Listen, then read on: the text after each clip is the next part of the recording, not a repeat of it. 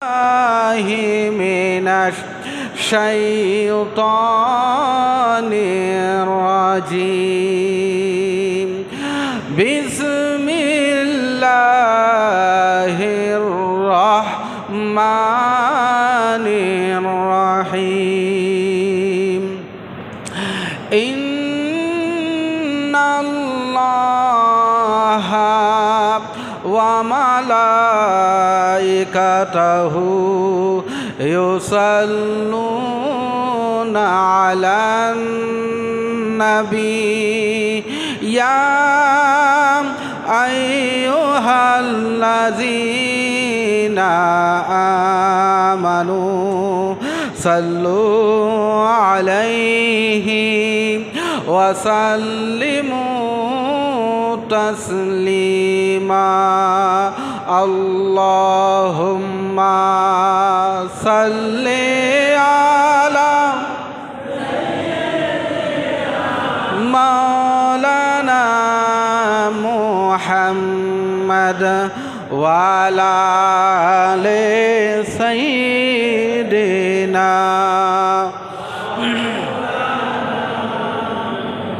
اللهم صل على سيدنا مولانا وعلى آل سيدنا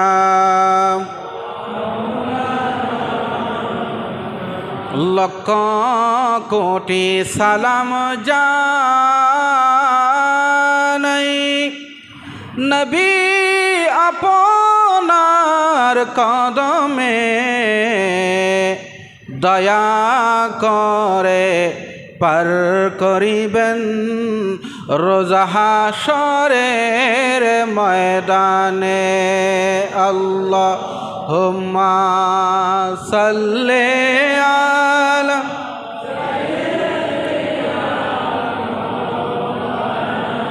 ওয়ালা আলি সাইয়্যিদিনা সালাতুন ইয়া রাসূলাল্লাহ আলাইকুম ওয়া সাল্লাল্লাহু আলা নূরিন কাজু শুদ নূর হা পায়দা ज़मी अज़हो बेओ साकिन फलक दरेश्क सैदा साला दुनिया रसूलल्लाह अलैकुम नबियुनल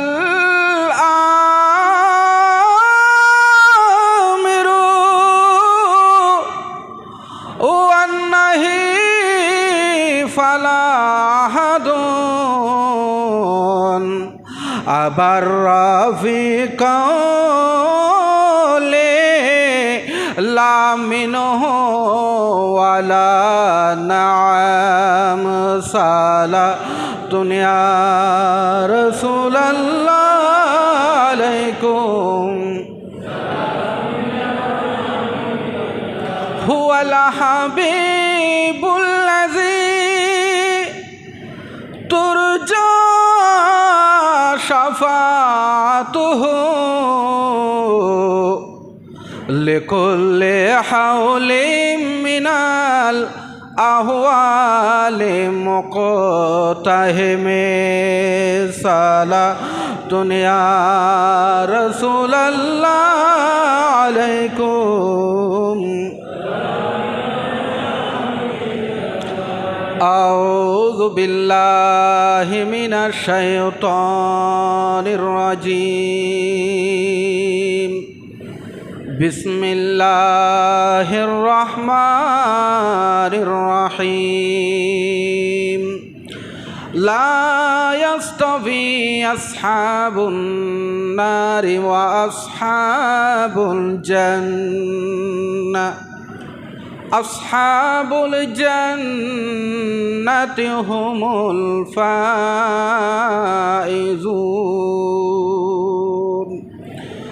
সাদাকাল্লাহুল আযীম ওয়া সাদাকা রাসূলুহুন নাবিয়্যুল হাবিবুল কারীম ওয়া নাহনু আলা যালিকা মিনাশ শাহিদিনা ওয়াশ শাকিরিন। রাব্বি সাল্লি ওয়া সাল্লিম ওয়া বারিক আলাইহি। 1445 হিজরি সালের আজকের শেষ জমায় জিলহজ মাসের শেষ জমায় আগত সমবেত মুআজ্জাজ হাজরিন, মুসাল্লিয়ানে কারাম, হাজি সাহাবান, যুবক ভাইরা, আসসালামু আলাইকুম ওয়া রাহমাতুল্লাহি ওয়া বারাকাতুহু। মহান আল্লাহর আজিম শান দরবারে লাখ কোটি শুকরিয়া আদায় করি যে মহান আল্লাহ রাব্বুল ইজ্জত ওয়াল জালাল আমাদেরকে দয়া করে আজকের এই জুমার নামাজে অংশগ্রহণ করার তৌফিক দিয়েছেন, হায়াতে বরকত দিয়েছেন, আমাদেরকে সুস্থ রেখেছেন। মহান মুনিবের দরবারে বলি আলহামদুলিল্লাহ। সাথে সাথে রাহমাতুল্লিল আলামিন ইমামুল মুরসালিন হুজুর মুহাম্মাদুর রাসূলুল্লাহ সাল্লাল্লাহু আলাইহি ওয়াসাল্লাম রওজা পাকে লাখ কোটি দরুদ ও সালাম পেশ করছি। যে মহান নবী আমাদেরকে কোরআনুল করিম উপহার দিয়েছেন, আবারও বলি আলহামদুলিল্লাহ।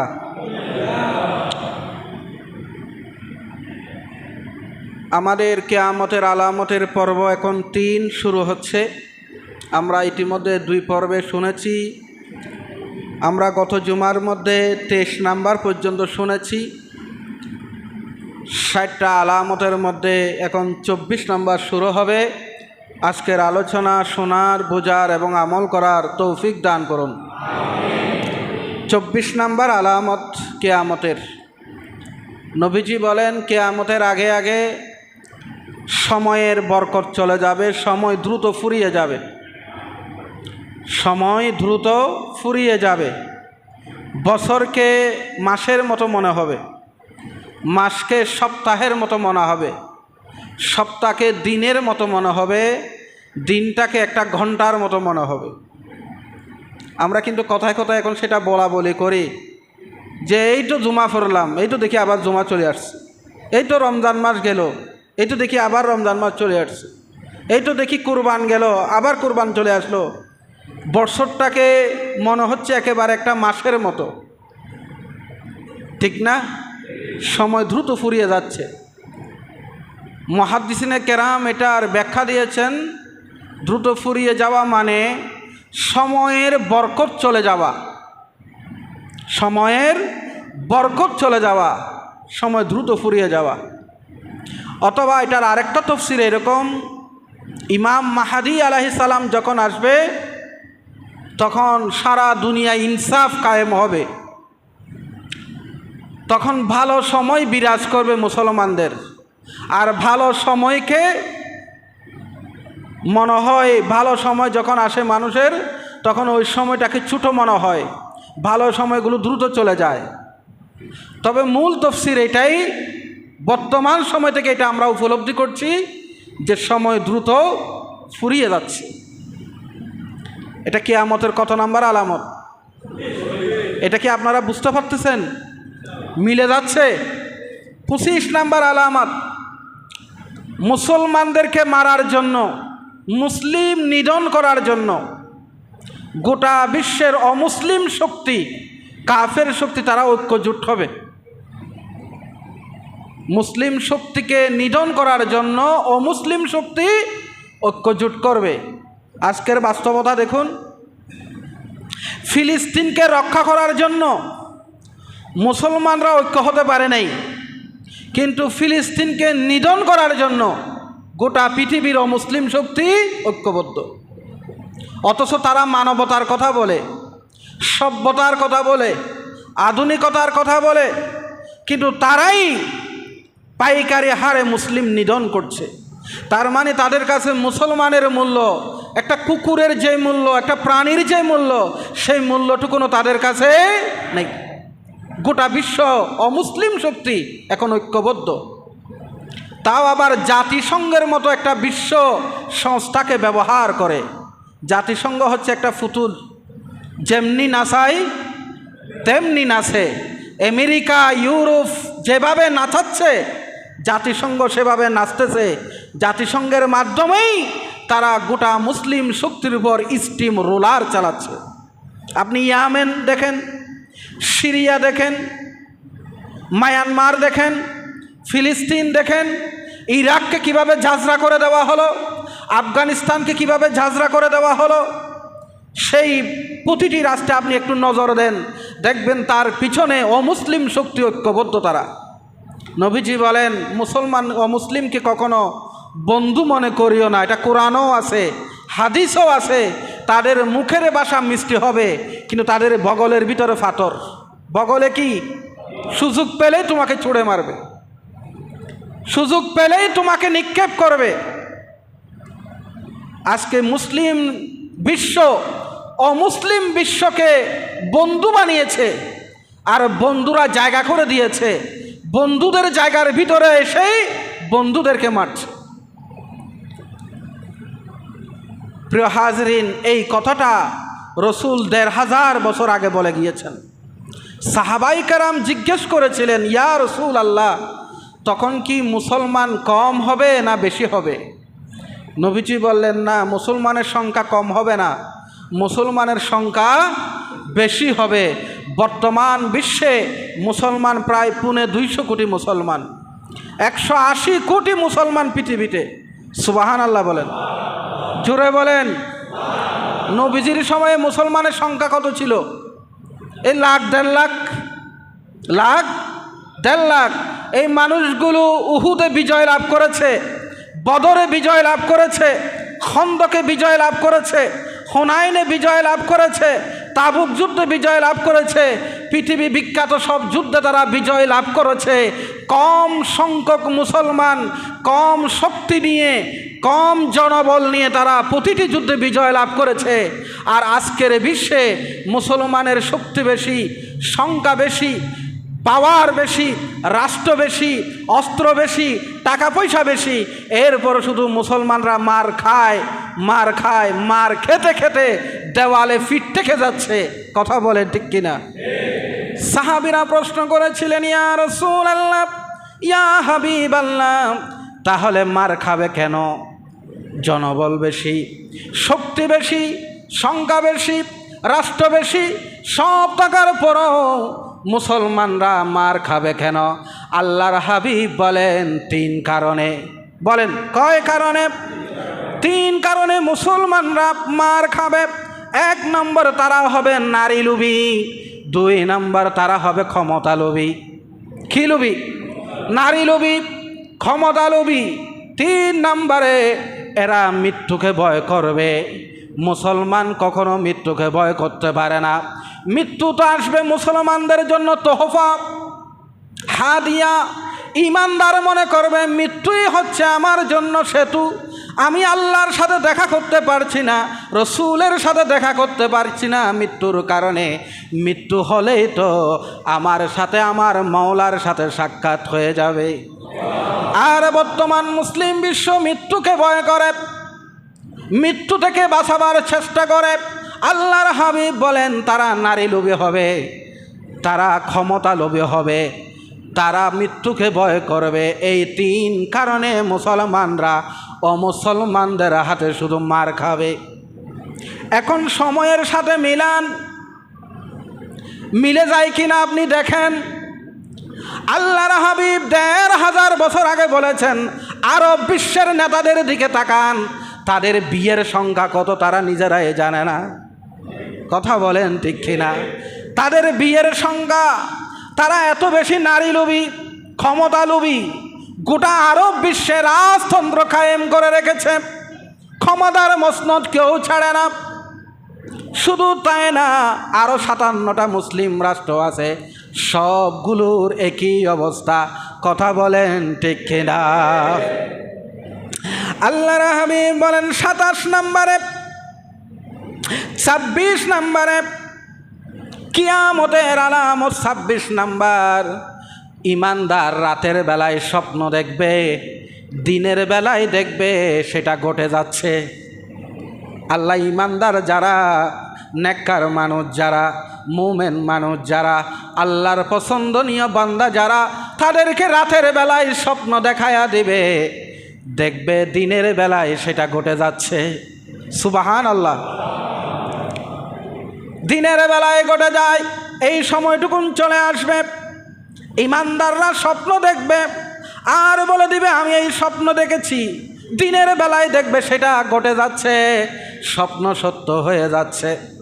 আমার বাবারা ভাইরা, 27 নাম্বার কিয়ামতের আলামত হলো বেশি বেশি ভূমিকম্প হবে, ভূকম্পন হবে। এই তো কিছুদিন আগে গেল তুরস্কের ভূকম্পন, এর আগে গিয়েছে মিশরে, প্রায় সময় হচ্ছে জাপানে, পৃথিবীর বিভিন্ন প্রান্তে, এই প্রান্তে না হয় ওই প্রান্তে, এইখানে না হোক ওখানে ভূকম্পন লেগে আছে। ভূকম্পনের মাধ্যমে দেশ বিধ্বস্ত হয়ে যাবে, জেলা বিধ্বস্ত হয়ে যাবে, ঘরবাড়ি বিধ্বস্ত হয়ে যাবে। ভূকম্পনের মাত্রা বাড়তে থাকবে। ভূকম্পনের মাত্রা বাড়তেছে না কমতেছে? আপনি ঘুমের ভিতরে সকালবেলা ঘুম থেকে উঠে বুঝতেছেন, খবরে বলতেছে রাতে ভূকম্পন হয়েছে, রাতে ভূকম্পন হয়েছে। কি মারাত্মক! ঝড় তুফান হলে বোঝা যায়, সাইক্লোন হলে বোঝা যায়, সুনামি হলে বোঝা যায়, কিন্তু ভূকম্পন কোনো আগাম কোনো সতর্ক আছে? আবহাওয়া অধিদপ্তর কি বলতে পারে এই মুহূর্তে কিছুক্ষণের মধ্যে গোটা দেশ ভূমিকম্প হবে, আপনারা প্রস্তুত থাকেন? এই ধরনের কোনো সতর্কবার্তা আবহাওয়া অধিদপ্তর কি দিতে পারে? পারে না। ভূকম্পন আল্লাহ পাক বলেন ইজা জুলজিলাতিল আরদু জিলজালাহা ওয়া আখরাজাতিল আরদু আসকালাহা ওয়া ক্বালাল ইনসানু মা লাহা ইয়াউমাইযিন তুহাদ্দিসু আখবারাহা। এমন ভূকম্পন হবে, নিচের ভূমি উপরে উঠে যাবে, উপরেরটা নিচে চলে যাবে। মানুষ বলবে হাই কি হয়েছে, তখন জমিন কথা বলতে থাকবে। এটা কি আমাদের একেবারে লাস্ট ফাইনাল যেদিন ভূকম্পন হবে, জমিন বলবে আজকে আমাকে আল্লাহ এভাবে করার নির্দেশ দিয়েছে। বিআন্না রাব্বাকা আওহালাহা, আমার রব আমাকে নির্দেশ দিয়েছে। জমিন উলট পালট হয়ে যাবে। এই যে মাঝে মাঝে ভূকম্পন হয়, এগুলো বড় ভূমিকম্পনের আলামত, যে কোনো সময় বিধ্বস্ত হয়ে যেতে পারে। এই জন্য মৃত্যুর আগেই মৃত্যুর প্রস্তুতি নেওয়া, মৃত্যু যে কোনো সময় হতে পারে। তুরস্কে যে ভূকম্পন হলো, এরা তো খুব রাতের বেলায় খেয়ে দেয়ে সারাদিনের কাজ কাম সেরে রাতের বেলায় ঘুমিয়েছে। তারা কি জানতো যে সকালবেলা তারা এই মৃত্যুর অন্ধকার গলিতে তারা ঢুকে যাবে, তাদের জানাজা দাফন কাফনও হবে না, এই অবস্থায় তারা মারা যাবে? এরা কি জানতো? এক একজন 3-4টা বাড়ির মালিক, কয়েকটা ফ্ল্যাটের মালিক, যারা বেঁচে গেছে তারা রাতের বেলায় ছিল বাদশা, দিনের বেলায় হয়ে গেল রাস্তার ফকির। কথা বলেন ঠিক কিনা? একটা রুটি নেওয়ার জন্য বাড়ির মালিক মানুষের লাইনে দাঁড়িয়ে আছে। কিসের ক্ষমতা, কিসের অহংকার, কিসের দাম্ভিকতা? তুমি সকালবেলার বাদশারে, তুই সন্ধ্যাবেলার ফকির। ভূকম্পন, নবীজি বলেন কিয়ামতের আগে আগে ভূকম্পনের মাত্রা বাড়তে থাকবে, বাড়তে থাকবে। আল্লাহ আমাদেরকে হেফাজত করুন, সবাই বলুন আমিন। 28 নাম্বার আলামত, 28 নাম্বার আলামত হলো খনিজ সম্পদ বের হতে থাকবে। একের পর এক খনিজ সম্পদ আবিষ্কার হবে। আপনি 100 বছর 200 বছর আগে যান, এত খনিজ সম্পদ কি আবিষ্কার হয়েছে? এখন তেল বের হচ্ছে, স্বর্ণ বের হচ্ছে, গ্যাস বের হচ্ছে, এরপরে সোনার খনি। মদিনা শরীফ নাকি পুরোটাই সোনার খনি। যেমন সোনার মদিনা, নবীজি মদিনা যেখানে হেঁটেছেন, নবীর কদম পড়েছেন, এটা কিছুদিন আগের রিপোর্ট যে পুরা মদিনাটা সোনার খনি। সবখানে খনিজ সম্পদ বের হচ্ছে। আমার বাংলাদেশ গ্যাস আবিষ্কার করেছে, আফগানিস্তানের নতুন নতুন খনি আবিষ্কার হচ্ছে। গোটা পৃথিবী তার ভূগর্ভে যে খনিজ সম্পদ আছে এগুলো বের করে দিচ্ছে। আর গোটা আরব বিশ্ব তো তেলের উপরে বাঁচতেছে। তেল বিক্রি করেই, খনিজ সম্পদ বিক্রি করে তাদের রাষ্ট্র ব্যবস্থা চলছে, ঠিক কিনা? নবীজি বলেন কিয়ামতের আগে আগে খনিজ সম্পদ বের করে দেবে। 29 নাম্বার, গাছ কথা বলবে। কিসে কথা বলবে? গাছের কি জিহ্বা আছে? গাছ কি কথা বলতে পারে? কখনো কি আপনারা শুনেছেন? নবীজি বলেন কিয়ামতের আগে আগে গাছ কথা বলবে এবং হিংস্র পশু কথা বলবে, বাঘ ভাল্লুক এগুলো কথা বলবে। সুবহানাল্লাহ। আচ্ছা, আল্লাহ যদি হুকুম দেয় কথা বলতে পারে কিনা? জিহ্বা ছাড়াও কথা বলতে পারে। এটা নবীজির যুগেই হয়ে গেছে ঘটনা। রসুল করিম সাল্লাল্লাহু আলাইহি ওয়াসাল্লাম কাছে একজন রাখাল এসেছে। রাখাল একটা ঘটনা বলতেছে, এই হাদিসটা বুখারীতে আছে। রাখাল বলে, হুজুর, আমি ছাগল চড়াতে গেলাম। ছাগল যখন আমি চড়াচ্ছি, হঠাৎ করে দেখি একটা বাঘ এসে একটা ছাগল নিয়ে যাচ্ছে। আমি খুব কৌশলে বাঘ থেকে ছাগলটা নিয়ে ফেললাম। তখন বাঘ পাহাড়ের টিলার উপরে বসে বলতেছে, ওরে আল্লাহর বান্দা, আল্লাহ তাআলা আজকে আমাকে একটা রিজিক দিয়েছিল, সেই রিজিকটা তুমি আমার মুখ থেকে বের করে নিলা। রাখাল বলে, হাই আশ্চর্য, বাঘও কথা বলে? বনের হিংস্র পশুও কি কথা বলে? তখন বাঘ বলছে, তুমি আমার কথা বলায় আশ্চর্য হচ্ছ? তার চেয়েও বড় আশ্চর্যের কথা হলো, মদিনা শরীফে এক রসুলের আগমন হয়েছে, তিনি আজকের কথাও বলতে পারে, আগামীকালের কথাও বলতে পারে। আরো জোরে বলবেন না? আরো জোরে বলুন। তখন রসুল বলেন, এই ঘটনা বলতেছিলেন, তখন রসুল বলেছিলেন, হ্যাঁ, এটা আজকে যেমন বাঘে কথা বলছে, কিয়ামতের আগে আগে এমন একটা সময় আসবে সাধারণ বাঘও কথা বলবে, গাছ কথা বলবে। গাছ রসুলের সাথে কথা বলে নাই?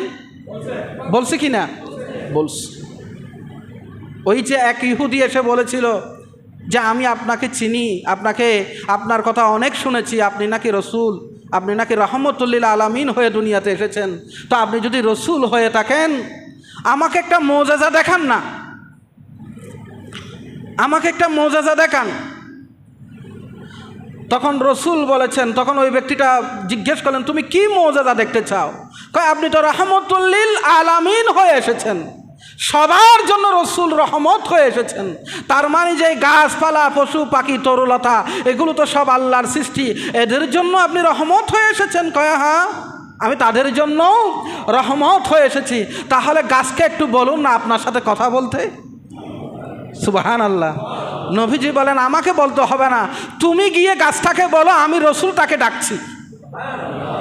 গাছ, ওই ব্যক্তি গিয়ে আর গাছকে গিয়ে বলল, এরে গাছ, তোমাকে আল্লাহ রসুল ডাকতেছে, রসুল তোমাকে ডাকছে। হাদিসে এসেছে, যখন রসুলের কথা বলেছে তখন গাছ ডানে একটা টান মারলো, বামে একটা টান মারলো, সামনে একটা টান মারলো, পিছন দিক থেকে একটা টান মারলো, গাছ শিকড় টিকট উফ দিয়ে টপ টপ করে রসুলের সামনে হাজির হয়ে গেল। আর বলল, আশহাদু আল্লা ইলাহা ইল্লাল্লাহু ওয়াহদাহু লা শারীকা লাহু ওয়া আশহাদু আন্না মুহাম্মাদান আবদুহু ওয়া রাসূলুহু। গাছকে বললেন, গাছ রে, তুমি কি আমারে চিনো? কই, আর রসুল আল্লাহ, আপনাকে না চিনার কি আছে? আপনি তো আনতা রসুল আর রব্বিল আলামিন, আপনি গোটা বিশ্ব জগতের জন্য রসুল হয়ে এসেছেন। তাহলে গাছও, আমাদের কিছুদিন আগে বোধহয় গোপালগঞ্জ না কোন জায়গায় একটা ডেটা দেখলাম, RTV নিউজ করেছে, গাছ কথা বলতেছে। পরবর্তীতে দেখা গেল এটা যে গাছ আসলে কথা বলে নাই। হ্যাঁ, আমি নিউজটা দেখে একটু অনেকক্ষণ দেখছি ঘুরে ঘুরে, যদিও এবারকার নিউজ ভুয়া, কিন্তু একটা সময় আসবে ঠিকই গাছ কি বলবে? কথা বলবে। গাছ কথা বলবে। গাছ যে কথা বলবে সেটার আরেকটা রেফারেন্স আমি দেব। এরপরে 30 নাম্বার আলামত, কিয়ামতের 30 নাম্বার আলামত, পাথর কথা বলবে। কিসে কথা বলবে? পাথরও কথা বলবে। এটা বুখারীর হাদিস। ইহুদিরা তো এখন মুসলমানদেরকে মারছে, একটা সময় এমন আসবে মুসলমানরা এই ইহুদি জাতিকে দৌড়াইয়া মারবে, যেখানে পাবে সেখানে ইহুদিদেরকে হত্যা করা হবে। যখন এই সময়টুকুন চলে আসবে তখন ইহুদিরা পাথরের পিছনে লুকাবে, বড় বড় পাথরের পিছনে লুকাবে, গাছের পিছনে লুকাবে, পাথরের পিছনে লুকাবে। বুখারী শরীফের হাদিস, রসুল বলেন তখন পাথরের জবান খুলে যাবে, গাছের জবান খুলে যাবে। তখন পাথরও বলবে, ইয়া মুসলিম, ও মুসলিম, একজন ইহুদি আমার পিছনে এসে লুকিয়ে আছে। গাছ বলবে, একজন ইহুদি আমার পিছনে এসে লুকিয়ে আছে, তাকে ধরো, তাকে হত্যা করো। সুবহানাল্লাহর আওয়াজ তো হয় নাই? বুখারীর হাদিস। পাথর কথা বলবে, গাছ কথা বলবে। 31 নম্বর কিয়ামতের আলামত, ফুরাত নদীর ভিতর থেকে একটা স্বর্ণের খনি আবিষ্কার হবে। স্বর্ণের খনি, বিশাল এক খনি ফুরাত নদী থেকে আবিষ্কার হবে। আর ওই স্বর্ণের খনির মালিক হতে গিয়ে যারাই যুদ্ধ করতে যাবে 199 জন মানুষ হত্যা হবে, মানুষ মারা যাবে। প্রত্যেকেই মনে করবে সেটা তার মালিক হবে, সেই মালিক হবে। নবীজি বলেন, ওই সময়টুকু যখন এসে যাবে তখন তোমরা ওখান থেকে নিজেকে বিরত রাখিও। অনেকে এটার তাফসীর এভাবে করেছেন, হয়তো এটা সামনে আসবে সময়টা। আবার অনেকে বলছেন এটা হয়ে গেছে, কারণ গোটা ইরাক সহ আরও বিশ্বের নিচে আল্লাহ যে স্বর্ণ দিয়েছেন, এই স্বর্ণ মানে ওই স্বর্ণ, এটা হলো তেল, তরল স্বর্ণ, যে তেল বিক্রি করে তারা তাদের জীবন জীবিকা নির্বাহ করবে। এই স্বর্ণ মানে তেল। গোটা আরবটা তো আল্লাহ তেল দিয়ে ঢেলে দিয়েছেন সেখানে। 32 নম্বর কিয়ামতের আলামত, সমাজে এমন কিছু লোকের আবির্ভাব হবে, এমন কিছু আল্লাহর বান্দা হবে যারা নিজেকে ফিতনা থেকে, ফেসাদ থেকে, গুনাহ থেকে, সকল প্রকার অশ্লীল কাজ থেকে নিজেকে বিরত রাখার চেষ্টা করবে। এমন কিছু বান্দা আছে না নেই? খারাপ বান্দার ভিতরেও ভালো মানুষ আছে না? ওরা নিজেকে সেফ রাখতে চায়, সকল অশ্লীলতা, সকল ফিতনা ফেসাদ, ঝগড়া বিবাদ, মারামারি, কাটাকাটি, গুনার কাছ থেকে নিজেকে সেভ করে রাখতে চায়। কিন্তু ওই বান্দাগুলোকে কিছু মানুষ বলবে, এগুলো সমাজে অচল, এগুলো সমাজে অচল, এদেরকে বোকা শুকা মনে করা হবে, এদেরকে টিটকারি দেওয়া হবে, এদেরকে টিটকারি করা হবে। মদ খাওয়া এটাকে আধুনিকতা মনে হবে, ওই যে গত জুমায় বলছি। আর যারা মদ খায় না তাদেরকে বোকা শুকা মনে হবে। যারা গান বাজনা করবে না, নিজেকে সেফ রাখবে গুনাহ থেকে, তাদেরকে টিটকারি কথা হবে, টিটকারি করবে, তাদেরকে উপহাস করা হবে তাদেরকে। এবং 33 নম্বর আলামত হলো যে কিয়ামতের আগে আগে যে চাঁদ উঠে, চাঁদ ওটাকে মোটা দেখা যাবে। মাসের শুরুতে চাঁদ কি মোটা থাকে না চিকন থাকে? চিকুন, একেবারে চিকুন। কিন্তু কিয়ামতের ছোট আলামতগুলোর একটা আলামত হবে, মাসের শুরুতেই চাঁদটাকে মোটা দেখা যাবে, মনে হবে এটা 1 তারিখের চাঁদ না, এটা 2-4 তারিখের চাঁদ। 33 নম্বর, 34 নম্বর, মুসলমানরা তুরস্ক বিজয় করবে। এটা 1500 বছর আগের কথা, তখন তুরস্ক বিজয় হয়নি, কুস্তুনতুনিয়া বিজয় করবে, ইস্তাম্বুল বিজয় করবে। হ্যাঁ, এটা বিজয় হয়ে গেছে, বিজয় হয়ে গেছে। 36 নম্বর, 35 নম্বর আলামত, যারা গায়ক, গায়িকা, নায়ক, নায়িকা, নাচক, নাচিকা, পতিতা, বেশ্যা, সমাজে এদের কদর বেড়ে যাবে। এদেরকে বলা হবে সেলিব্রিটি। এরা কি? সেলিব্রিটি। এদের দামি গাড়ি, দামি বাড়ি, দামি গহনা, দামি জীবনযাপন, মিডিয়া তাদের প্রতি উন্মুখ হয়ে যাবে তাদেরগুলো প্রচার করার জন্য। এক নষ্টাভ্রষ্টা নায়িকা কি কাজ করলো? পুলিশের চাকরিও গেল। ওই নষ্টাভ্রষ্টা নায়িকার কিভাবে বাথরুম করে, কিভাবে বেডরুমে থাকে, কিভাবে গাড়িতে চড়ে, কিভাবে বাজার সাজার করে, সবগুলো আমার দেশের মিডিয়া প্রচার করে। কথা বলেন ঠিক কিনা? যেন মিডিয়ার আর কোনো খেয়ে দেয়ে কাজ নাই, বাংলাদেশে আর কোনো সমস্যা নাই। রসুল বলেন ১৫০০ বছর আগে এই সমস্ত নষ্টা ভ্রষ্টা পতিতা বেশ্যা যারা, তাদের কদর ইজ্জত বেড়ে যাবে, সম্মান বেড়ে যাবে। মিডিয়া এমনভাবে প্রচার করে যেন তারাই হচ্ছে জাতির গুরুত্বপূর্ণ ব্যক্তি, ঠিক কি না? এই যে সামনে আমাদের মুহররম মাস আসতেছে, শাহাদাতে কারবালার মাস আসতেছে, এই যে হিজরি নববর্ষ আসতেছে, আগামী জুমা থেকে আমরা নতুন বছরের নতুন জুমা পড়ব, প্রথম জুমা পড়ব। দেখবেন পহেলা বৈশাখ নিয়ে কোনো তাদের আলোচনা আছে, ইংরেজি নববর্ষ নিয়ে কত আলোচনা, কত প্রোগ্রাম, কত মিডিয়া কভারেজ করে। কিন্তু আগামী জুমা এই যে এই যে ফার্স্ট মুহররম 1446 হিজরি আমাদের কাছে আগমন করতেছে, দেখবেন মিডিয়ার কোনো জায়গায় এটা নিয়ে কোনো আলোচনা, অথচ এটা পৃথিবীর দ্বিতীয় অন্যতম বৃহত্তম মুসলিম রাষ্ট্র। কথা বলেন ঠিক কিনা? নবীজি বলেন এদের সম্মান বাড়বে, ইজ্জত বেড়ে যাবে।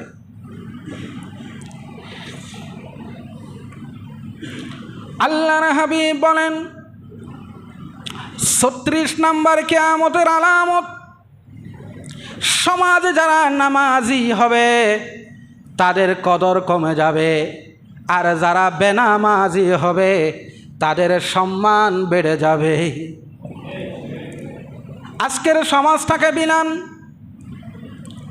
যারা বেনামাজি, বেরোজগার, ফাসেক, ফাজের, অশ্লীলতায় লিপ্ত, এদের সম্মান বেশি, এদের কথার দাম বেশি, এরা সমাজে প্রভাব বিস্তার করে।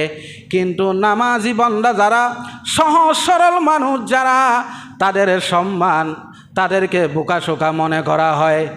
আসলে যারা নামাজি, আল্লাহ পাক বলে তাদের সম্মান আমার কাছে অনেক বেশি। নামাজিদের সম্মান আল্লাহর কাছে অনেক বেশি। কেমন বেশি?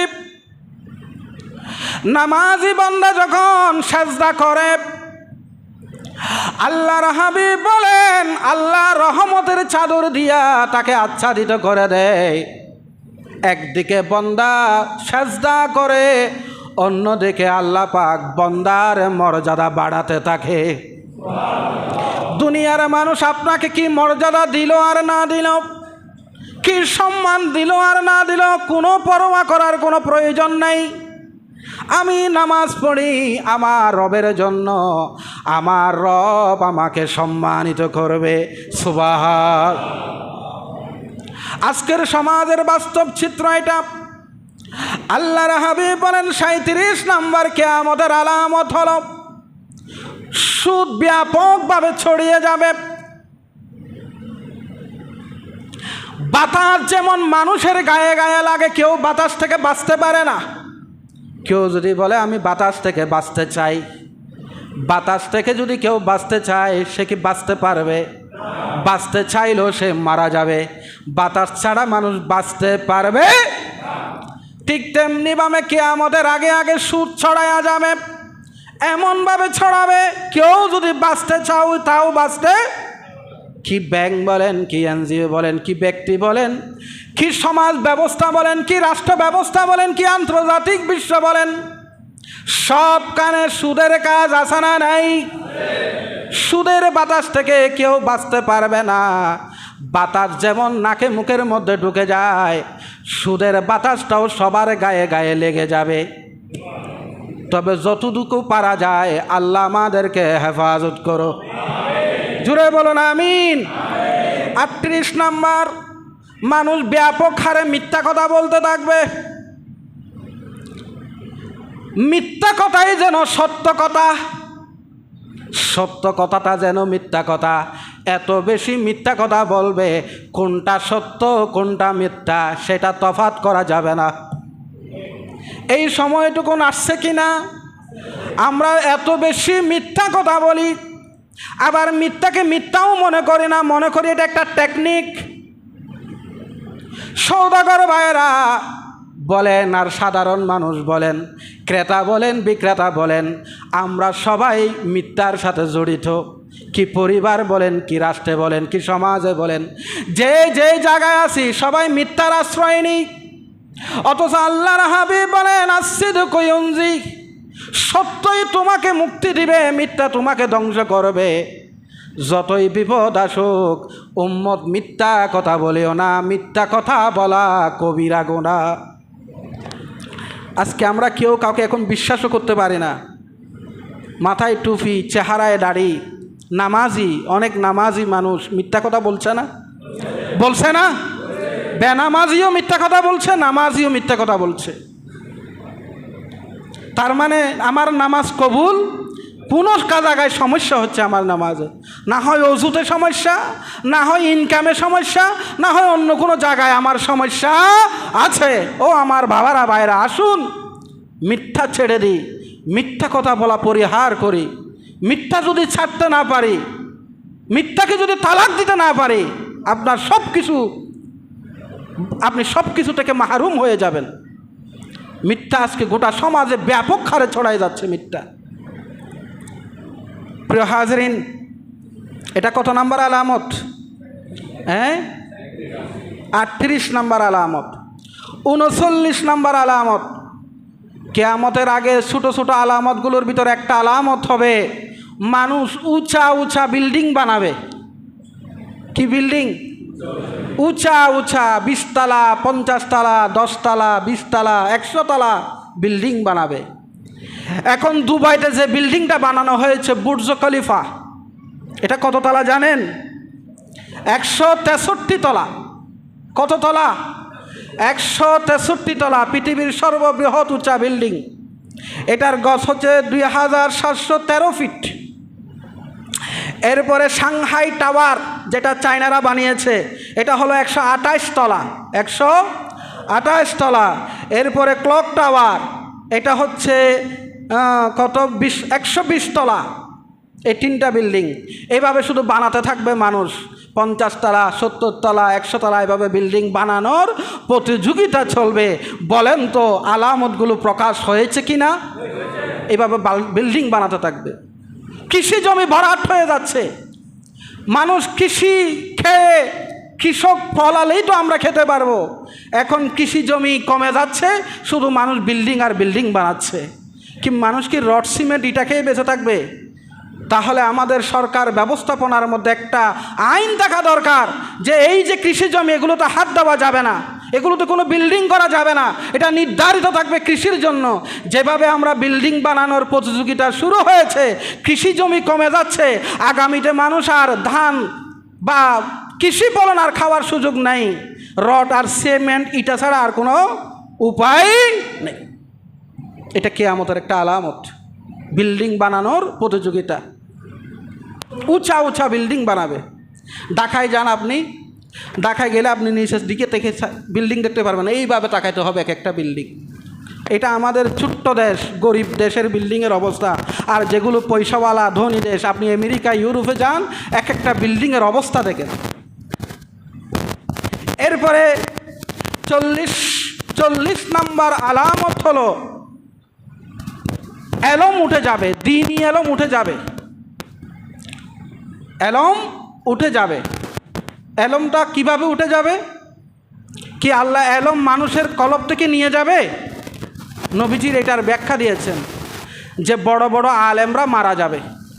আলেমরা মারা যাবে, আলেমদের মৃত্যুর মাধ্যমে এলম আল্লাহ নিয়ে যাবে।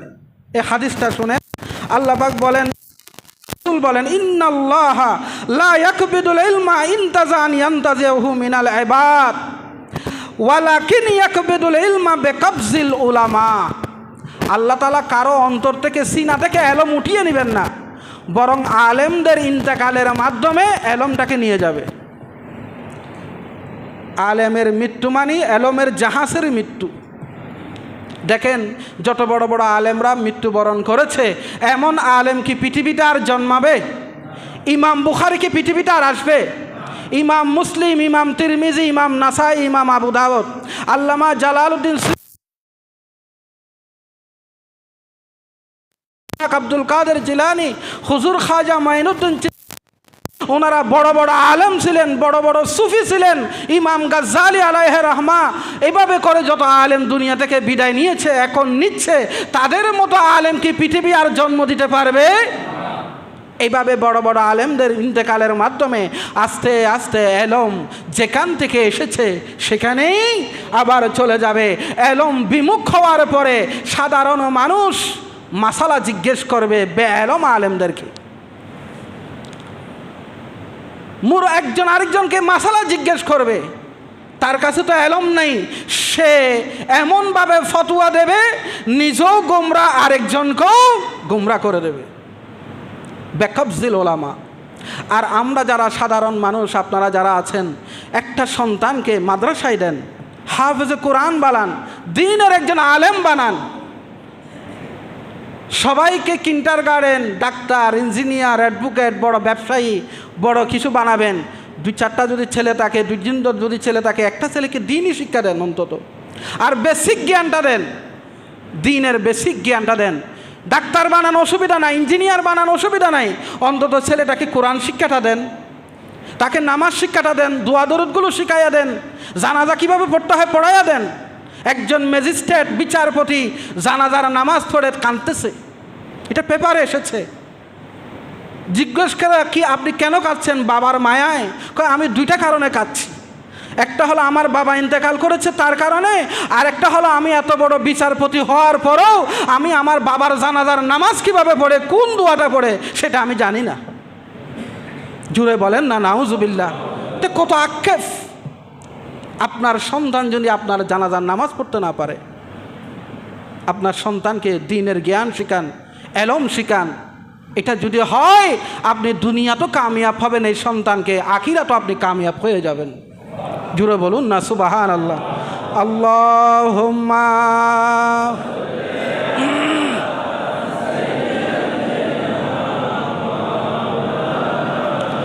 ওয়ালা আলি সাইয়্যিদিনা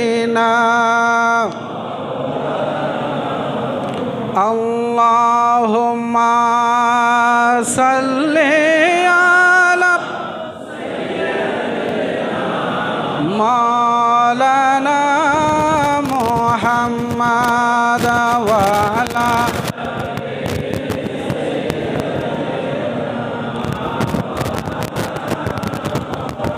কিয়ামতের ছোট আলামত কয়টা? 60টা। কয়টা?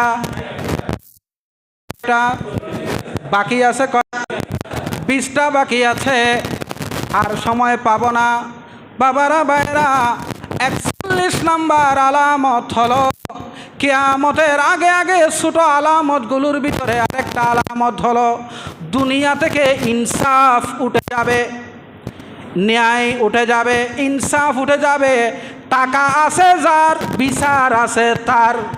বলেন, টাকা আছে যার, বিচার আছে। আদালতে যান, থানায় যান, যেখানে যাবেন, আপনি জুলুমের শিকার হয়েছেন, আপনার দোকান চুরি হয়েছে, জায়গা খেয়ে ফেলেছে, দোকান খেয়ে ফেলেছে, আপনার ক্ষতিগ্রস্ত হয়েছে, মামলা করতেও টাকা লাগবে, উকিল ধরতেও টাকা লাগবে, মামলা আপনার পক্ষে আনতেও টাকা লাগবে।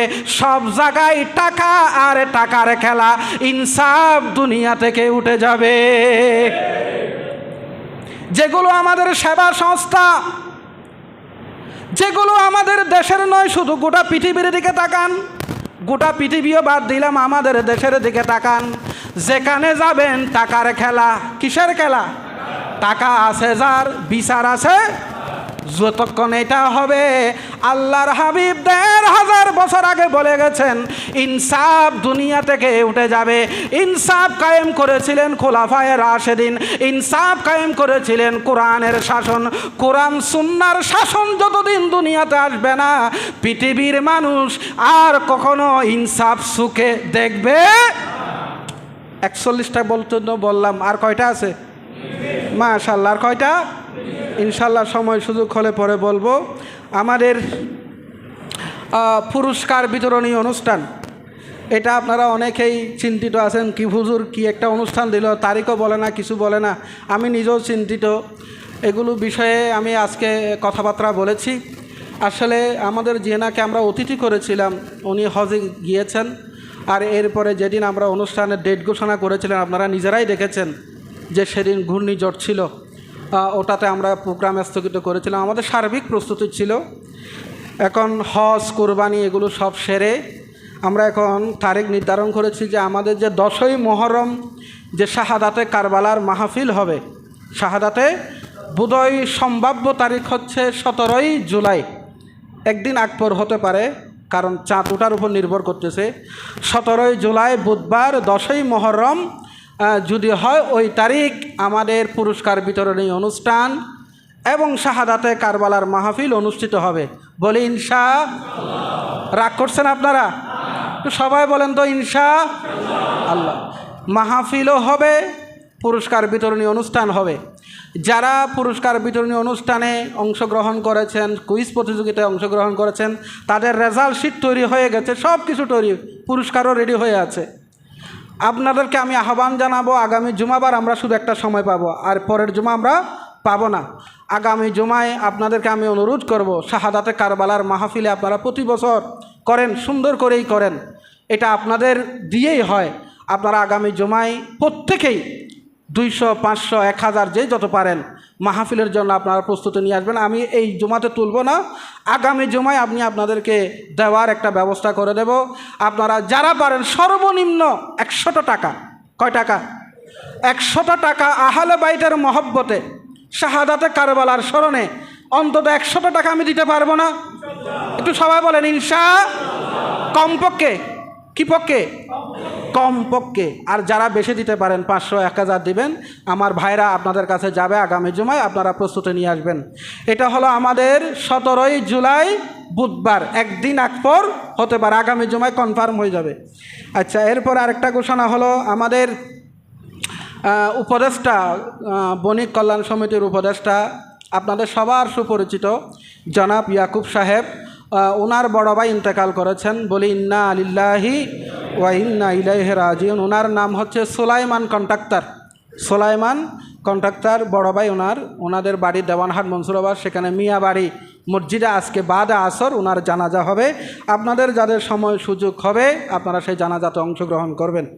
আরেকটা মাহফিলের দাওয়াত দেওয়া হচ্ছে আগামী 1লা মুহররম থেকে আমাদের পার্শ্ববর্তী নোয়াপাড়া আব্দুল আলীনগর মাহমুদ খান জামে মসজিদ, মাহমুদ খান জামে মসজিদে 1ম মুহররম থেকে 10ই মুহররম পর্যন্ত 10 দিন ব্যাপী শাহাদাতে কারবালার মাহফিল হবে। সেখানে অনেক আলোচক, ভালো ভালো আলোচকরা সেখানে আসবেন। আপনাদের যাদের সময় সুযোগ হবে এই মাহফিলগুলোতে আপনারা অংশগ্রহণ করবেন। ওয়া আখিরু দাওয়ানা আনিল হামদুলিল্লাহি রাব্বিল আলামিন।